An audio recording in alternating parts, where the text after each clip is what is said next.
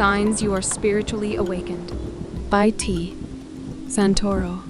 Why does your spiritual awakening unsettle the spiritually asleep? Have you ever wondered if you're spiritually awakened? If those questions settle something within your soul, know that you are in the right place.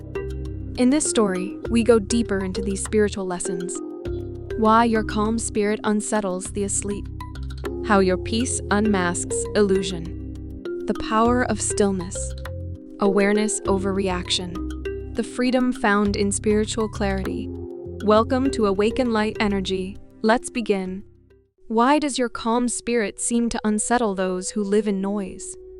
When your soul begins to awaken, life starts to look different. You stop taking the play of life so seriously. You begin to see that many are simply acting, holding tightly to titles, roles, and stories about who they think they are. Spiritually awakened souls begin to breathe with ease, moving through life in stillness, peace, and quiet confidence that flows from God. That peace unsettles those who still need chaos to feel alive. You are not trying to disturb anyone. You are simply being, yet that very presence, that stillness, becomes a mirror. It reveals the noise others have been running from. It reflects the restlessness they pretend not to feel. It uncovers the masks of illusion they wear to guard their pain. For many, that reflection is difficult to face. Eckhart Tolle once said, "The moment you become present, you interrupt the ego's story." When you stop defending yourself, those who live through ego begin to panic. Spiritually asleep souls will say, "You used to explain everything." They tell you, "You have changed." They say, "Look at you, you act like you are better than everyone else." What is truly happening is simple. Spiritually awakened souls no longer feed the need for control. There is freedom in no longer owing anyone an explanation for your peace. Your awakening unsettles their patterns. It interrupts the rhythm of their familiar conversations. It breaks the cycle of validation they rely upon. You are not cold, you are clear. You are not distant, you are awake. Dyer said, "What other people think of you is none of your business." That truth will set you free when you live it. The more peaceful you become, the more others will try to test it. They will press your buttons to see if you still react. They will bring up your past to see if you still ache. They will provoke you, not from dislike, but because their ego cannot accept that peace is possible. The goal of the spiritually asleep soul is to prove your peace is not real. They try to make you react, so they can feel comfort in saying, "See, nothing changed." When you remain still, the spiritually asleep must face what your calm reveals. In this story, The Silence of Spiritual Awakening, you will gain insight into how stillness restores clarity, strengthens self-worth, and deepens your connection with God. As we explore the awakened soul's journey through solitude, I know you will enjoy it, so be sure to listen right after today's talk. The link is in the description. Marcus Aurelius said, "You have power over your mind, not outside events." When you understand this, you find strength. It is interesting how the spiritually awakened soul naturally gravitates toward peace, often stirring uneasiness in those who have not yet awakened. Simply being near someone who has silenced the chatter of the mind feels like a mystery to them. It can be confusing, I'm sure. When the spiritually asleep meets someone who chooses to nurture inner desires instead of absorbing the outer world and mistaking it for truth. As the world moves quickly, trying to fill the air with noise, you feel peace in stillness, which can make the sleeping soul feel uneasy. At times, they may even call you distant, serious, or hard to understand, all while you remain calm in the peace of awareness. Carl Jung reminds us, everything that irritates us about others can guide us to a deeper understanding of ourselves.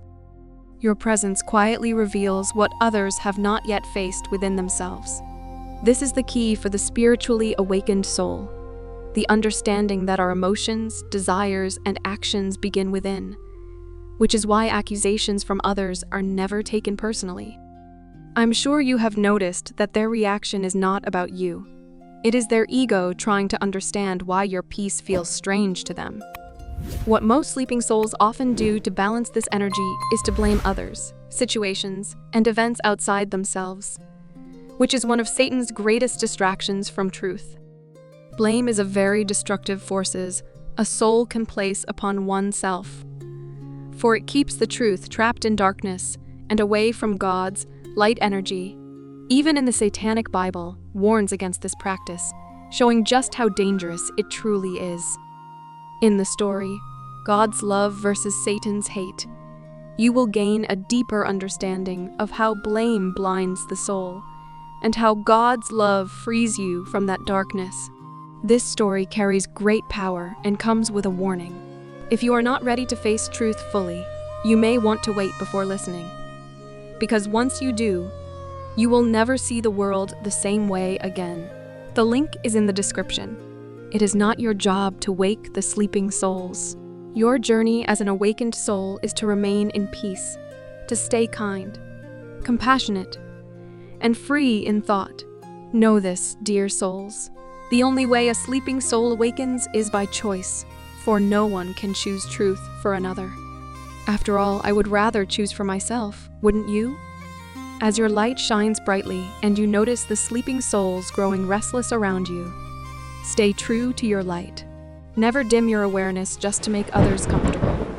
In Abraham Hicks' teachings, the higher realms, which she refers to as source energy, are the purest form of consciousness that exists in love, peace, harmony, clarity, and joy.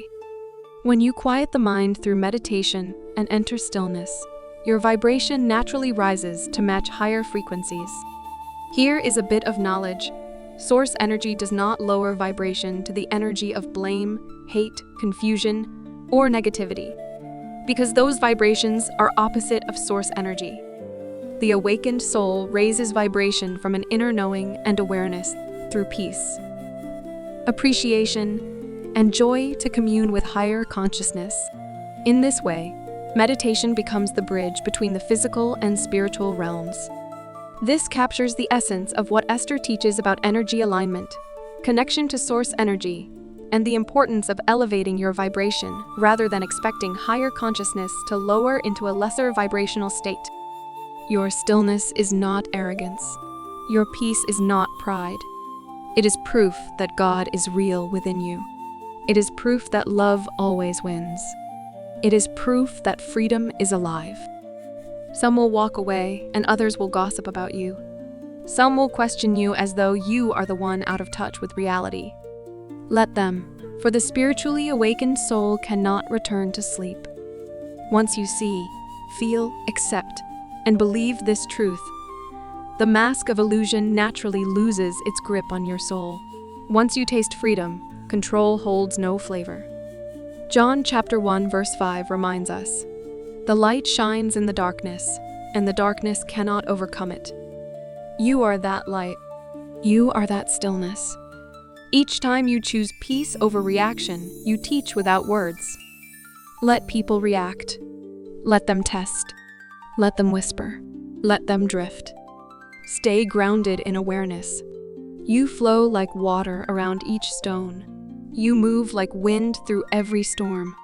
You shine like light through every shadow. Peace is the greatest gift of all. It needs no words, no defense, no argument, only presence. Let the universe know you are an awakened soul. Say it out loud to yourself or write it in the comments. Peace. See you in the stillness.